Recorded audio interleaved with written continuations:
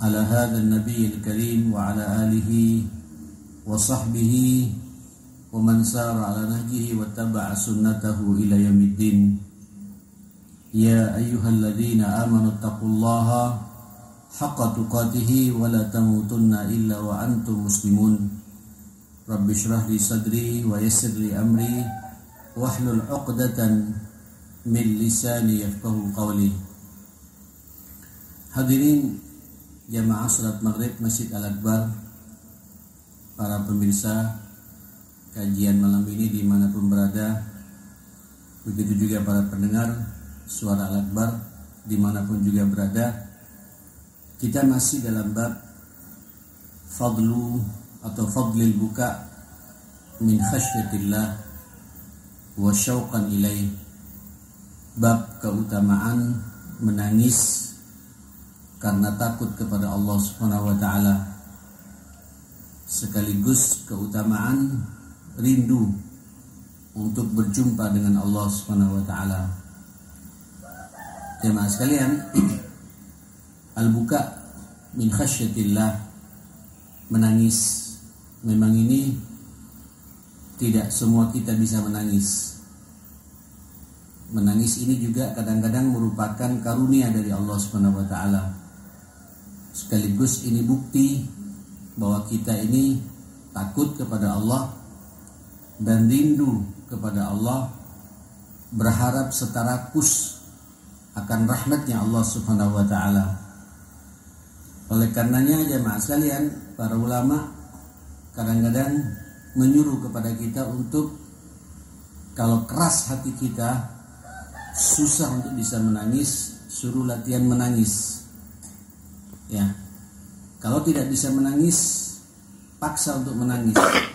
Nanti lama-kelamaan terbiasa kita bisa menangis karena takut kepada Allah Subhanahu wa taala.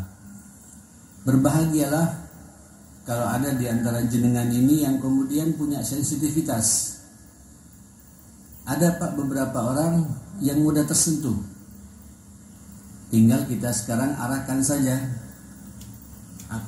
kebiasaan kita tersentuh terhadap masalah untuk dikaitkan dengan Allah Subhanahu wa taala. Melihat orang sakit, umpamanya jamaah sekalian, ini salah satu cara Pak untuk bisa kita menangis karena Allah. Tiba muncul rasa iba kita, rasa kasihan kita, dan kita menangis. Usahakan menangisnya itu karena dorongan iman, karena cinta kepada saudara kita, dan itu diperintah oleh Allah Subhanahu wa taala. Macam kemarin kita melihat kalau orang sekarang pada sibuk viral di mana-mana perang antara Rusia dan Ukraina umpamanya, di saat yang bersamaan ini unik, saudara kita di Palestina kemarin di saat merayakan Al-Isra wal Mi'raj justru dibombardir oleh orang-orang Yahudi. Ada yang dibunuh, ada yang disiram air panas dan lain sebagainya, bahkan menimpa pada anak-anak kecil. Munculkan Pak rasa iba kita, rasa sensitivitas kita, karena begitu cintanya kita pada saudara kita di sana jemaah sekalian. Mungkin juga latihan menangis itu di saat jenengan berkumpul dengan orang-orang saleh, orang-orang yang memang baka suka menangis. Kalau dulu di zaman Nabi itu ada beberapa sahabat, nanti kita akan bahas beberapa sahabat yang memang dia mudah tersentuh. Salah satunya namanya Abu Bakar As-Siddiq. Kita semua kenal sahabat yang satu ini, sahabat karib Rasulullah, sekaligus mertua Rasulullah Sallallahu Alaihi Wasallam. Dia orangnya sangat peka. Dibacakan ayat-ayat azab langsung menangis jemaah sekalian. Dibacakan tentang ayat-ayat surga, menangis karena rindu untuk masuk surga, ingin berjumpa dengan Allah. Ada beberapa orang seperti itu. Kalau antum terbiasa bergaul dengan orang seperti itu, juga terpengaruh kita untuk bisa menangis. Dan begitu seterusnya jemaah sekalian. Izinkan saya, karena beberapa pertemuan sudah kita bahas masalah ini, ayat-ayatnya pun juga sudah kita bahas, beberapa hadis juga sudah kita bahas, bahkan sekarang kita sudah sampai hadis yang keempat atau yang kelima. Wa anhu, juga dari Abu Hurairah radhiyallahu anhu, Qala Rasulullah sallallahu alaihi wasallam, sab'atun yudhilluhumullahu fi dhillih yauma la dhilla illa dhilluh. Ini sebenarnya ketika Nabi menggambarkan begitu Pak, langsung tergambar buat kita. Bagaimana kalau nanti kita di yaumil mahsyar dikumpulkan seperti itu. Bapak, Ibu, hadirin hadirat yang dimuliakan Allah, para pemirsa dimanapun berada, nanti kita akan masuk Pak alam yang keempat, namanya alam kubur. Insya Allah kita semua akan merasakan nikmat kubur, sehingga nanti sampean di alam kubur tidak merasakan azab kubur insya Allah. Walaupun ini panjang kalau saya bahas, tapi nanti setelah itu jamaah sekalian, setelah azab alam kubur, kiamat tiba, nanti sampean kita semua akan dimunculkan lagi oleh Allah, tampil lagi Pak, ghurlan muhajjalin. Kita tidak berpakaian, ibarat bayi yang baru lahir tapi bukan bayi Pak. Ya, kita dimunculkan oleh Allah dari alam kubur kita tidak berpakaian di satu tanah lapang namanya padang mahsyar. Ini namanya alam yang kelima yang akan kita hadapi. Sekarang kita alam dunia, setelah itu mati masuk alam kubur, setelah itu masuk alam mahsyar.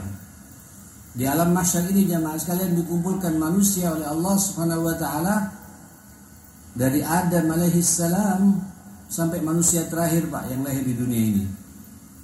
Dan masing-masing kita satu persatu akan dihisab oleh Allah Subhanahu wa taala. Diminta pertanggungjawabannya oleh Allah Subhanahu wa taala. Pengadilannya pengadilan Allah. Hakimnya ahkamul hakimin, langsung Allah.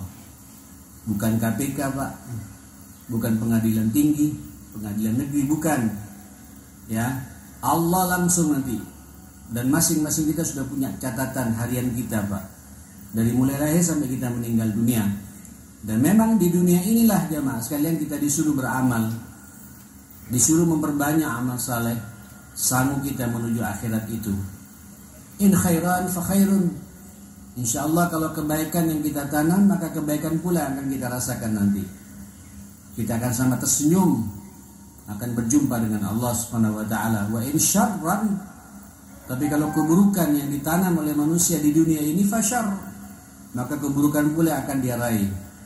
Jangan salahkan siapa-siapa, kata Allah, fala talumanna illa nafsak. Salahkan dirimu sendiri. Ayo Pak, mumpung Allah memberikan kesempatan sampai detik ini kita bisa hidup di dunia, dan kita tidak tahu kapan kita akan meninggal dunia. Ayo sibukkan Pak dengan amal saleh. Apalagi kita sebentar lagi akan masuk bulan Sya'ban, ya. Setelah itu masuk bulan Ramadan.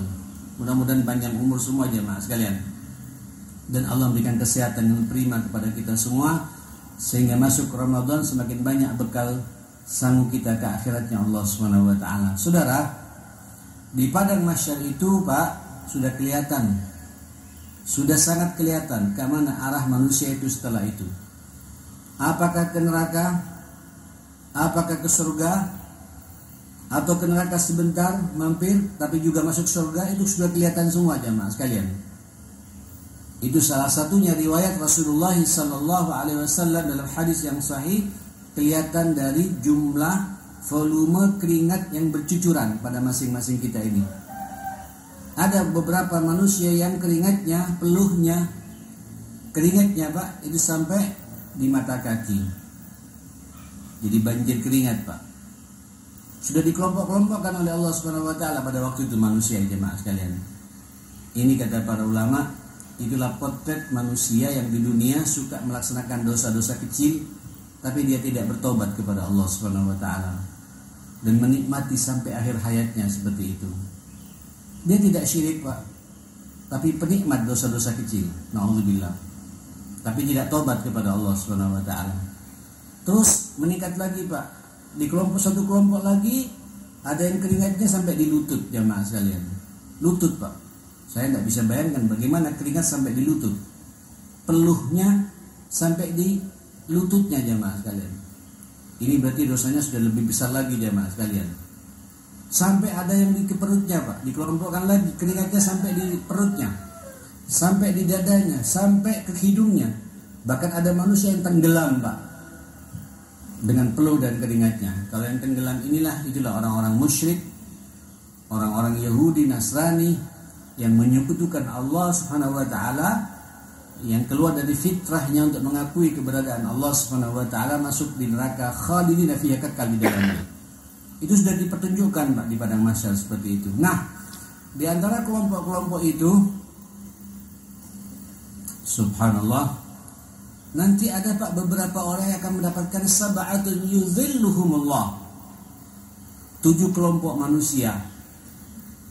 Ya, 7 macam manusia kata Nabi yang mendapatkan naungan, ya, payung khusus Pak. Mungkin kalau bahasa sekarang mendapatkan terop khusus, di mana tidak ada naungan kecuali naungan yang Allah berikan kepada mereka-mereka ini. Mudah-mudahan kita masuk semuanya jamaah sekalian. Siapa 7 kelompok itu? Yang pertama adalah imamun adil, pemimpin yang adil. Saya tidak mau panjang-panjang Pak, takut salah saya bicara.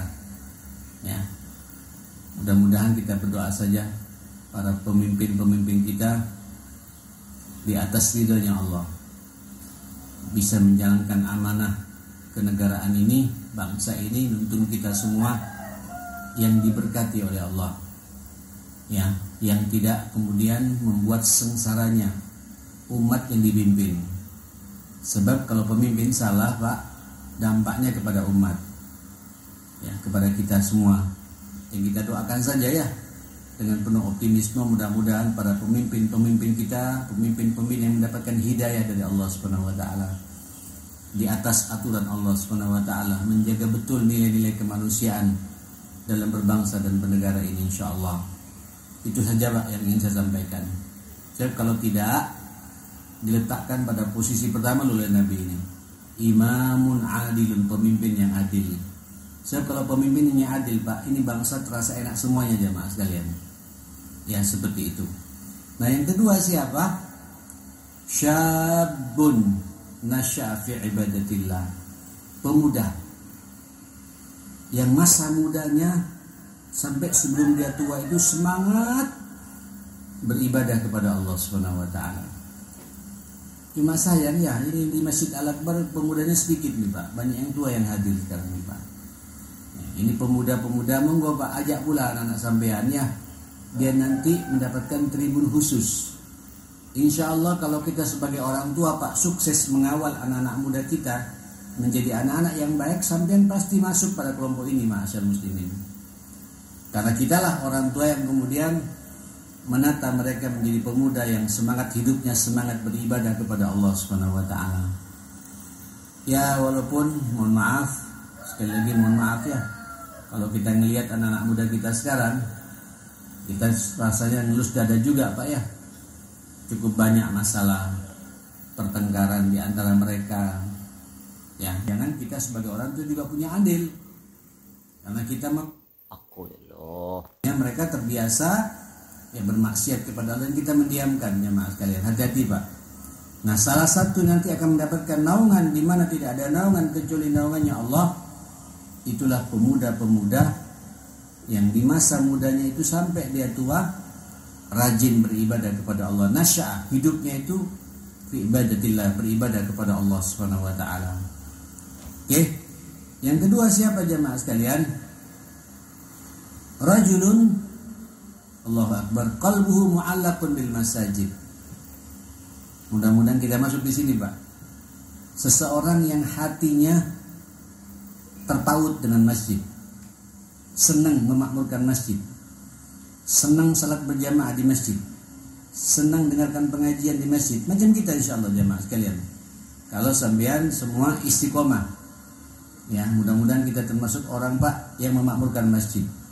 Apalagi takmirnya Pak ya, takmir ini pengelolanya Pak. Takmir pemakmur namanya jemaah sekalian, pemakmur masjid, takmir al-masajid. Ya, imaratul masajid, pemakmur masjid, pengelolanya. Berbahagialah kalau sampean di daerahnya masing-masing, di perumahan yang ada masjid, kemudian sampean ikut juga memakmurkan di situ, masuk pada kelompok ini akan mendapatkan naungannya Allah Subhanahu wa taala. Ya, walaupun jemaah sekalian kalau sudah jadi takmir Pak, tanggung jawabnya besar ya. kebersihan masjidnya, kerapian masjidnya, menata aktivitas dakwahnya, ya, kemudian mengingatkan orang untuk salat tepat waktu, adzannya juga begitu, dicarikan imam yang profesional dan lain sebagainya. Memang ini tugas, Pak, tapi ini karunia-Nya. Nabi sudah memberikan arahan kepada kita, nanti akan mendapatkan naungan khusus di mana tidak ada naungan kecuali naungannya Allah Subhanahu wa taala. Nah, yang keempat apa? Wa rajulani tahabba fillah isyama alaihi wa tafarraqa alaihi. Dua orang yang saling cinta mencintai karena Allah. Ya, bertemu karena Allah, berpisah karena Allah. Ini jujur, Pak, sunnah yang hilang di tengah-tengah kita kaum muslimin saat ini. Seharusnya kita nih, Pak, harus di dalam hidup ini selain dengan istri dan anak-anak kita harus ada, Pak, teman karib yang saling cinta mencintai karena Allah. Ya. Kalau orang Arab dulu, Pak, terbiasa tuh, Pak, kalau melihat orang cocok dia mendatangi. Saya suka pada antum karena Allah. Kalau bahasa Arabnya uhibbuka fillah. Saya mencintai Anda, suka kepada Anda karena Allah. Ya, memberi karena Allah, tidak memberi juga karena Allah, menasihati karena Allah, menegur karena Allah, senangnya karena Allah, bencinya pun juga karena Allah. Sebab kalau benci karena Allah, Pak, dia tidak benci karena nafsunya. Ketika dia tidak cocok dengan akhlak yang dimiliki oleh saudaranya, dia mencoba, Pak, untuk kemudian memperbaikinya. Tidak cocok, marah. Tapi marahnya mendorong dia untuk merubah akhlaknya sampai jadi akhlak yang baik. Itu, Pak, yang akan mendapatkan naungannya Allah, di mana tidak ada naungan kecuali naungannya Allah pada hari kiamat.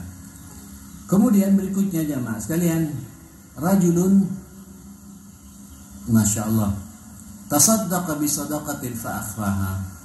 Seseorang yang bersedekah, suka bersedekah, tapi sedekahnya, Pak, tidak dipertontonkan pada orang. Fa akhfaha. Ketika dia bersedekah, dia rahasiakan sedekahnya itu.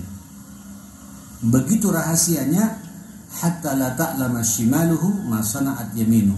Sampai tangan kirinya tidak tahu apa yang diperbuat oleh tangan kanannya. Apalagi tangannya orang, jemaah sekalian. Tangan kirinya sendiri, Pak, tidak tahu apa yang diperbuat oleh tangan kanannya. Ketika dia berbagi sama orang, rahasia betul. Yang tahu hanya dia dengan Allah Subhanahu wa taala. Masya Allah. Luar biasa ini jemaah sekalian. Bapak Ibu yang dimuliakan Allah Subhanahu wa taala, berikutnya juga rajulun da'athu imra'atun dzatu mansabin wa jamalin. Masya Allah, wa qala inni akhafullah. Aduh, ini mengerikan, Pak, akhir zaman seperti ini, Pak, ya. Seseorang yang diajak berbuat mesum, berbuat maksiat, diajak oleh seorang wanita ayu, pengusaha, bangsawan, terus ngajak berbuat maksiat. Terus sampean mengatakan, mohon maaf, Mbak, saya takut kepada Allah Subhanahu wa taala. Wih dahsyat, Pak. Ya, dahsyat. Tapi ini illa man rahimah rabbuna. Kalau kita dikasih rahmat oleh Allah bisa, Pak. Kita dijauhkan oleh Allah dari bab-bab seperti ini. Saya teringat kata-kata guru saya, salah satu, Pak, yang membuat kita ini akan terbebas dari godaan lawan jenis, terbiasa menata hati karena Allah. Ikhlas, Pak. Ikhlas. Ini bukan bahasa saya. Allah mengatakan, teringat kisah Nabi Allah Yusuf alaihissalam, ya. Kemudian digoda oleh seorang wanita, Imra'atu Aziz. Ada yang mengatakan Zulaikha itu tidak kuat melihat tampannya Yusuf, Pak. Pembantunya, budaknya, dia nggak kuat, sampai kemudian dipanggil ke kamarnya, jamaah sekalian. Setelah masuk kamar, kamarnya dikunci, Pak. Bisa dibayangkan. Diajak untuk berbuat maksiat, berbuat mesum. Ya Allah.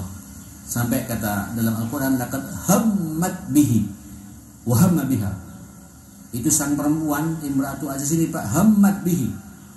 Luar biasa apa semangatnya untuk merangkul Yusuf, untuk berbuat zina dengan Yusuf ini. Dan Yusuf pun juga hampir juga wahamna dia. Laula an ra'a burhana rabbi. Andai kata tidak melihat pelita yang Allah berikan kepada Yusuf, Makanya ya kita sekarang tidak ada burhan Pak. Burhan kita siapa? Al-Quran Pak. Ayo Pak, sibukkan jenengan dengan Al-Quran. Burhan Rabbi. Kemudian ditutup oleh Allah terakhir, innahu min ibadinal mukhlasin. Karena Yusuf itu bagian dari hamba-hamba, termasuk dari hamba-hambaku yang sangat ikhlas. Ya mohon maaf ya, termasuk saya yang berbicara nih Pak. Kita harus tahu Pak, saya duduk di sini untuk apa? Saya membersamai sampean Pak, membedah hadis-hadis Nabi. Apa yang saya cari ini? Ya, popularitas, sanjungan, amplop, apalagi jemaah sekalian, dipuji-puji, diapresiasi, ya dapat, semua bukan tidak dapat. Tapi Kak, orang-orang seperti itu mudah tergelincir dengan lawan jenis jemaah sekalian. Hati-hati Pak, walaupun tadi laula amru al-burhana rabbi, penghafal Quran, saya kebetulan punya mahasiswa 120 mahasiswa Pak. Semuanya hafal Quran 30 juz. Ke arah sana karena saya mencetak, mereka itu menjadi imam masjid profesional, faham manajemen masjid, ngatur masjid, ngelola masjid, jembatani antara jemaah satu dengan jemaah penghafal Quran. Hati-hati, tata hati. Sebab menghafal Quran, kalau niatnya, kadang-kadang banyak orang hafal Quran Pak supaya diapresiasi sama orang, supaya diundang sama orang. Hati-hati, ini tipis jemaah sekalian, tipis Pak. Supaya nanti jadi imam sana, imam sini segala macam, ini tipis jemaah sekalian. Ya, termasuk juga para dai, termasuk saya ini jemaah sekalian. Ini, waduh, saya bermain terus di bab yang satu ini Pak, ngeri. Nata hati, menata keikhlasan. Sebab kalau kita tidak bisa menjaga yang satu ini, sangat mudah terjebak yang namanya godaan lawan jenis. Godaan lawan jenis itu Pak, sampai digaris bawahi oleh Allah, innahu min ibadil mukhlasin. Ikhlas Pak. Kalau sampai ada keikhlasan bahwa apa yang saya cari di dunia ini semuanya untuk Allah. Inna salati wa nusuki wa mahyaya wa mamati apa? Lillah Pak, lillah Rabbil alamin. Insyaallah kita akan dijaga oleh Allah dari godaan-godaan seperti itu. Salah satunya Yusuf alaihissalam. Nah saudara, mudah-mudahan Pak kita tidak tergoda ya. Ini sekarang ya Pak sekalian, sampean terutama apalagi yang muda-muda Pak, 50 tahun ke bawah, terus pekerjaan pas mapan-mapannya. Ini kalau sampean tidak ingat Allah, tidak nata hati, tidak ingat istri di rumah, tidak ingat anak cucu di rumah, sangat mudah Pak terjebak dengan bab yang satu ini. Hati-hati juga yang suka tugas di luar kota. Saya selalu mengatakan kalau jenengan nggak tahu lemah di bab seperti itu, ajak istri Pak. Tugas kantor keluar kota, keluar negeri, kemudian bermalam di hotel sendirian, cari hotel yang murah-murah. Justru hotel yang murah-murah itu Pak yang kadang-kadang banyak jebakan bagi kita. Kadang hotel yang mahal sekali sangat terjaga jemaah sekalian. Disitulah ujian kita. Ajak ibunya anak Pak, supaya tidak jadi fitnah. Ya, supaya jadi fitnah, terjaga kita, harga diri kita terjaga.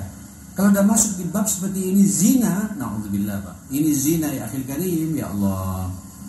Pertama Pak, jadi keruh muka kita ini. Tidak ada nur dari Allah Subhanahu wa taala. Pezina-pezina itu Pak gelap hatinya. Pezina-pezina itu dia akan dicabut keberkahan hartanya dan keluarganya juga Pak.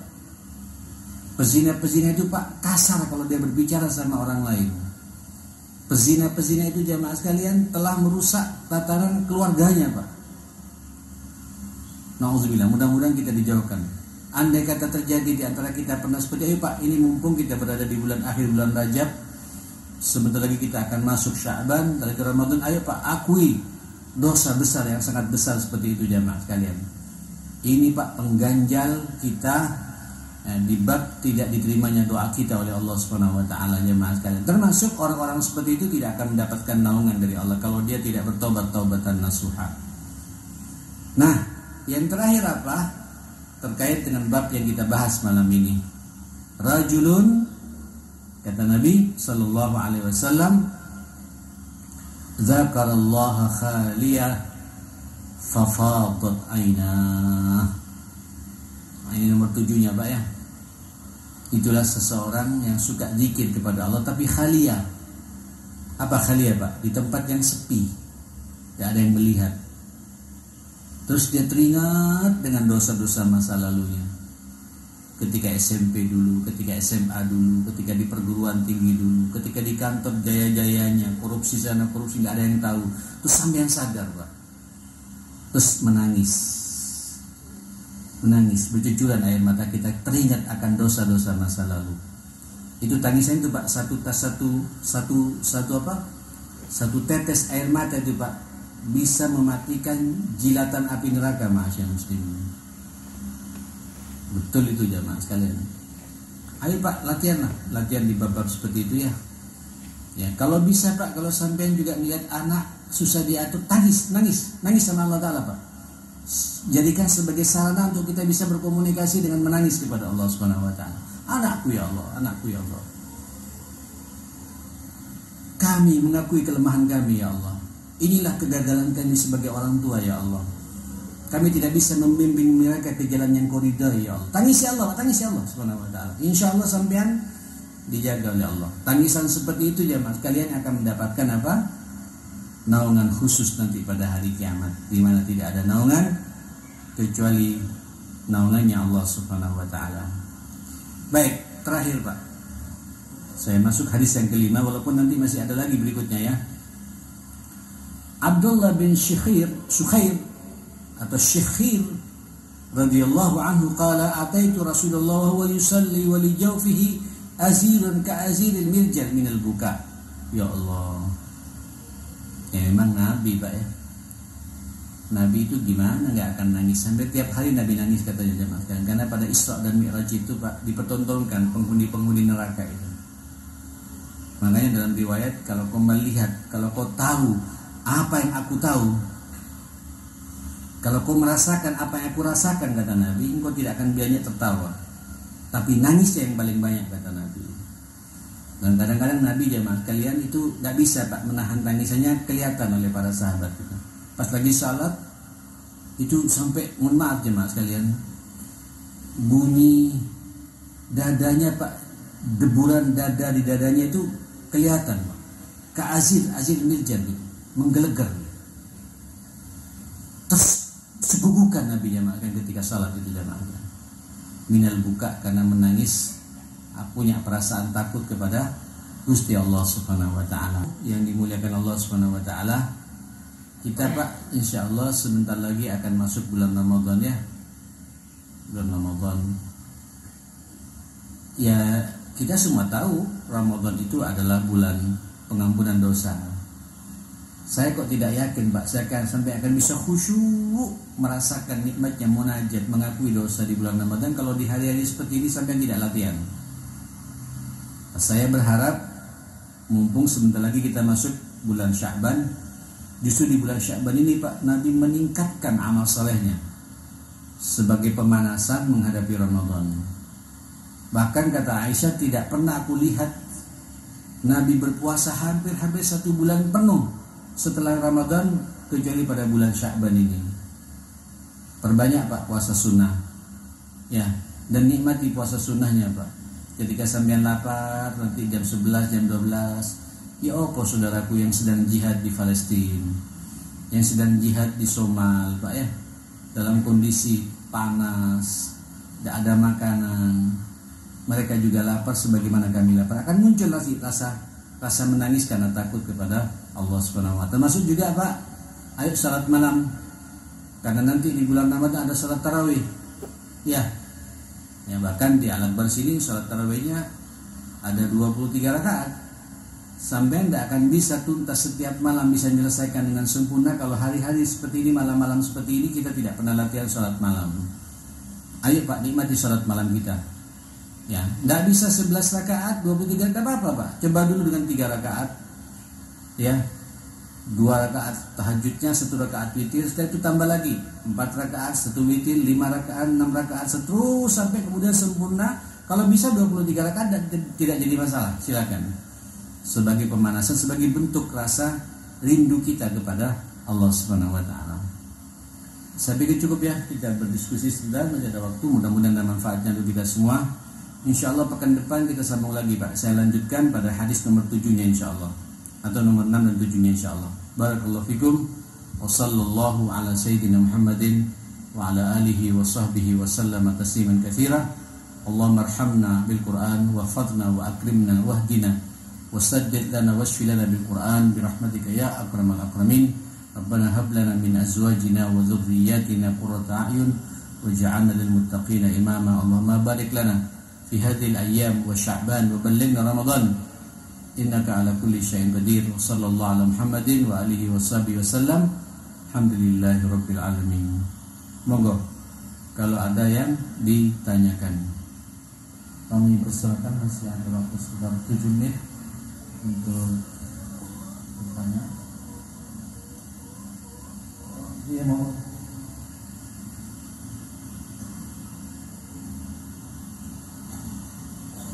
Assalamualaikum warahmatullahi wabarakatuh. Yang saya mau tanyakan yaitu mengingat umur saya semakin bertambah, semakin tua, mungkin saya juga awam mengenai adakah jalan cepat atau jalur cepat atau mungkin cara cepat untuk mengenal Allah Subhanahu wa Ta'ala. Terus yang kedua, bagaimana menumbuhkan rasa rindu atau rasa cinta kepada Rasulullah. Kenapa? Nomor 2. Gimana nomor 2? Yang kedua, bagaimana atau mungkin kiat-kiat menumbuhkan rasa rindu kepada Rasulullah SAW. Iya. Makasih. Assalamualaikum. Iya. Jamaah sekalian, kalau kita tadi Bapak tanya bagaimana cara efektif tercepat untuk bisa mengenal Allah, umur sudah bertambah, insya Allah Pak, duduknya kita seperti ini bagian daripada makrifat kita kepada Allah Subhanahu wa Ta'ala. Kalau ulama-ulama salaf sih mengatakan, ya sudah Pak, respon saja semua perintah Allah. Fattaqullaha mastata'tum. Ayo bertakwalah kalian kepada Allah semampu kalian. Ya Pak, semampu Pak. Jadi semua potensi kita, kemampuan kita maksimalkan untuk Allah Subhanahu wa Ta'ala. Waktunya salat ya kita salat. Ya, tapi namanya manusia Pak, kadang-kadang iman turun, pas kita sadar ya kita istighfar. Istighfar itu bagian daripada makrifat kita kepada Allah Subhanahu wa Ta'ala. Kemudian yang kedua, jangan lupa Pak, Qur'annya dibaca. Ya, zikir ya, tapi sebaik-baik zikir itu sebelum kita kemana-mana, kita zikir dengan kitab suci kita dulu. Seakan-akan jenengan berdialog dengan Allah Subhanahu wa Ta'ala. Baca Fatihahnya, baca kemudian muqaddimah alif lam mimnya itu ya, alif lam. Jangan terburu-buru Pak, jangan terburu-buru Pak, nikmati saja. Ya, insyaallah kalau tiap hari sampai 5 waktu diperhatikan dengan benar, Qur'annya dibaca setiap hari, syukur kalau bisa 1 juz setiap hari ya. Nggak bisa apa-apa, setengah juz, nggak bisa 1/4 juz, pokoknya tiada hari kecuali kita membaca Al-Quran. Itu beda Pak. InsyaAllah sampai akan diberi ilham oleh Allah, lebih dekat dengan Allah Subhanahu wa Ta'ala. Namanya manusia, sekali lagi, kita ini punya syahwat, punya hawa nafsu, pastilah setiap kita terjebak dengan dosa dan kesalahan. Tidak apa-apa Pak, justru itulah manusianya manusia. Saya kalau sampai tidak terjebak dengan dosa dan salah, bukan manusia, malaikat berarti jemaah sekalian. Justru maksumnya kita ini, terjaganya kita ini manakala kita mengakui akan kesalahan ini. Ketika sampai mengakui kan berarti sampai ingat Allah. Ya kan? Ayo Pak, biasakan kita seperti itu. Astaghfirullahaladzim, tadi saya salat subuh, cuma saya kurang khusyuk. Astaghfirullahaladzim, saya terlambat satu rakaat tadi salat subuh di masjid. Astaghfirullahaladzim, saya hari ini kurang khusyuk baca Quran. Astagfirullahaladzim. Biasakan begitu Pak. Itu bagian daripada zikir kita, zikir ma'rifat kepada Allah Subhanahu wa Ta'ala. Terus doa Pak. Doa itu kan, orang kalau doa berarti ingat Allah kan. Orang kalau berdoa berarti butuh Allah. Kan begitu logikanya. Orang kalau sudah berdoa, ngangkat tangannya berarti dia sedang nyambung dengan Allah. Itu pasti orang kalau berdoa, dia pasti bermakrifat kepada Allah Subhanahu wa Ta'ala. Dia jadi ingat kepada Allah Subhanahu wa Ta'ala. Ayo Pak, jangan putus asa, lanjut terus biasakan juga bergaul dengan orang-orang baik seperti ini. Sebab memang kata Nabi, almar'u ala dini khalili, seseorang itu kualitas agamanya sangat bergantung dengan siapa dia berkawan. Sampai berkawan dengan orang baik, pasti sampai jadi baiknya pula. Tapi kalau berkawan dengan orang suka cangkruan, Pak, cangkruannya di kafe ya, dari mulai jam 9 malam sampai jam 1 dini hari gitu, atau cangkruan dengan di lobi-lobi hotel dan lain sebagainya, ya bukan dilarang, Pak, sesekali boleh, tapi jangan kemudian menjadi kebiasaan kita seperti itu. Carilah teman-teman yang kira-kira bisa mengingatkan kita ke akhirat, itu lebih tepat sasaran seperti itu, insyaallah. Bagaimana cara efektif kita ini supaya bisa mencintai Rasulullah? Insyaallah, Pak, ini kan kita sedang menghidupkan sunnah Nabi. Nabi bangga loh, Pak, pada sampean malam ini. Ya, hidupkan saja sunnah-sunnah Nabi. Sunnah rawatib, sunnah puasa sunnah, sunnah baca Quran, ya, sunnah silaturahim, sunnah dalam bermuamalah, sunnah ngatur rumah tangga, dan sunnah-sunnah yang lain. Terus jangan lupa pula bersalawat sama Nabi ya. Kalau sampean sudah pernah umrah, pernah haji, bayangkan seakan-akan sampean sedang ziarah ke Rasulullah ya. Ketika baca salawat seakan-akan sampean ada di Raudhah, Pak. Sebelah kiri sampean ada Rasulullah.